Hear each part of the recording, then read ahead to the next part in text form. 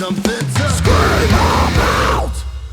Just to sort of pile onto what you're saying, like if you were switching venues, would the acoustics of the venue would definitely affect you, wouldn't it? The way that you would set up, I guess. Absolutely. Like I mean, when you're working on tours and you're working with bands, consistently, it really depends on the structure of how that's all set up. That, for example, this is the best way to describe it. Some bands have a touring budget which allows you to tour a front of house console, and your monitor engineer might be touring a monitors console as well, and so you've got your show to take with you using that device, and you know that your microphone's working with that band and those instruments, and that vocal is going to be elite. It's going to sound great through the board. But like you just said, Cam, the variable is, acoustics. If you're not doing a festival run where it's open air and you've got, 20 boxes aside of J series, fucking whatever, it's very different. So once again, you've got to kind of fit it in. And from a sound engineer perspective, there's different approaches. Like I've been I just did 3 weeks in the UK with a band called Vacations, and I was fortunate enough to take my own console, which is great because it means I can we had 2 days of production rehearsals, dialed everything in, made the band happy, made me happy with the mix. Like everything sounded true to what they were trying to achieve with their live show. But then you go to a venue and it's like a 150 capacity basement with nothing but mirrors all around the place, and no acoustic padding or anything. Exactly, like a 20-minute reverb chamber and shit like that. So I'm not going to say the club, but there's a club in Brisbane. There's a brick club in Brisbane. Don't say brick. Okay, that's so obvious. Is it? It's just shit house. Yeah, it's all brick. It's like, what do you expect? Anyway, sorry. It's not the bright side, is it? No. Keep going. Sorry. But like in terms of an audio perspective, and what you're trying to achieve, giving the people that pay money to be there, basically, and pay your wage, you want to give them the best experience possible. And so when you're dealing with those things, there's a couple of different approaches. You can, go in and start chopping and changing your mix and like try to really nut into what individual thing is peaking out and changing all of that. Or you can do more of a global arrangement and start trying to treat the speakers or treat back end processing. But what I've been trying to do, especially for that run, was more so not change the individual mix of all the different instruments or the subgroups that I'm mixing into or the master bus, but like try to adjust things more on the what I'd call matrix processing for the PA.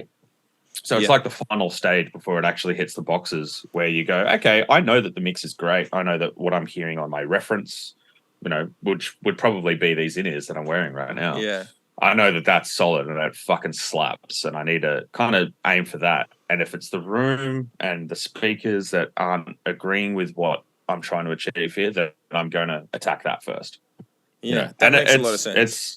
And it works, depending on the band and depending on what it is that they're doing, it works really well. I mean, fortunately, the artist that I was with in the UK, they're more like a shoegazy indie band.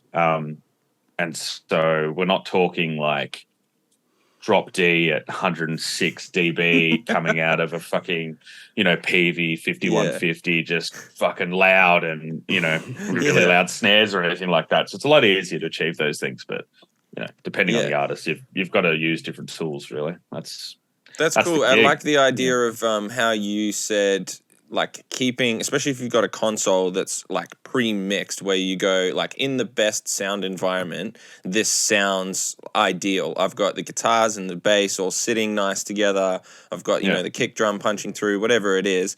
Then if you take that to a venue and then for whatever reason in that room, the low end build up is just like chronic, then you can just go, I would presume I would go to something like the main mix or master bus first, but then I'm also changing the mix. So I'm thinking, how else would I do that? And then that's where you've come in and said, you know, changing the stuff on the PA and maybe dropping the sub on level or something, or changing the crossover. All of these types of things where you can adjust that end helps maintain your mix as clean as possible, and then just adjust to the venue. So I thought it was very clever. Yeah, it's a you know, a known tactic. I was watching a video with a guy called Dave Rat, who was Red Hot Chili Peppers front of house engineer for years, and he's kind of a guru in different ways of thinking of, you know, mixing live bands and stuff like that. And it was a video that that he put out that was talking about what I just talked to you guys about, and I tried to apply that, because beforehand I was doing something a bit different in, you know, trying to address shit venues. But you know, he was obviously working just all on analog, and so it's a completely different mindset. But you know, the flip side of that is, you know, I was fortunate on that tour. Like, there was budget to be able to take you know, my own console out and have everything pre-done and just walk into a venue, plug it in, and be like, yeah, it works. I would love that. But if we ever did tour, that sounds so sounds great, because we could just have it exactly how we want it, especially because we have so many synths and stuff and backing track stuff that we do, so it just seems like a pain to mix that every time for like the soundy. Totally. Especially when they're not your soundy. Well, exactly. I mean, that's the flip side as well. Like, sometimes, you know, sometimes we're working on tours where logistically you can't take a console, or a budget won't allow you to hire a console for the tour, and so you've got to walk in and use house consoles every time. And, you know, yes, we live in the digital age, so it's kind of really lucky that we can, you know, make a show file on a digital console, save it to USB, and then drop it into a different venue that happens to have that same console, and you can use that, and that's really great. Sometimes it doesn't work out like that, and so sometimes you've got to look down the barrel of the potential to be doing a 10-minute sound check where you know that everything is solid, you've got everything saved in your mix, it's going to be great. All you've got to do is make some adjustments for the room, or you're going to be there for 2 hours trying to figure out why the kick drum sounds like shit. You know?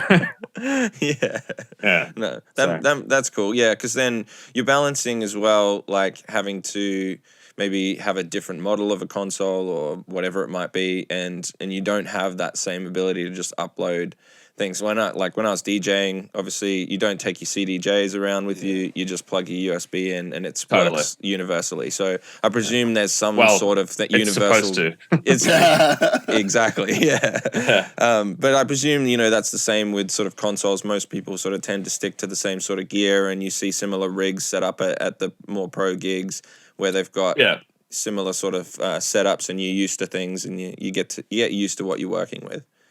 Totally, man. Like, you know, even though, like, for me, I'm lucky enough to have my own console, but that doesn't mean that I only use that and that's all I can use.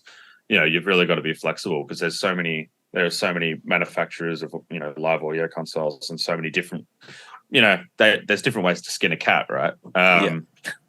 It's such a stupid fucking expression. Why the fuck would you skin a cat? That's like something our parents would fucking say. Like, why would you skin a cat? Like, seriously, I'm sorry. I've got no interest in skinning a cat. All right, two birds with one stone. You're like, why the fuck would I kill two birds with a stone?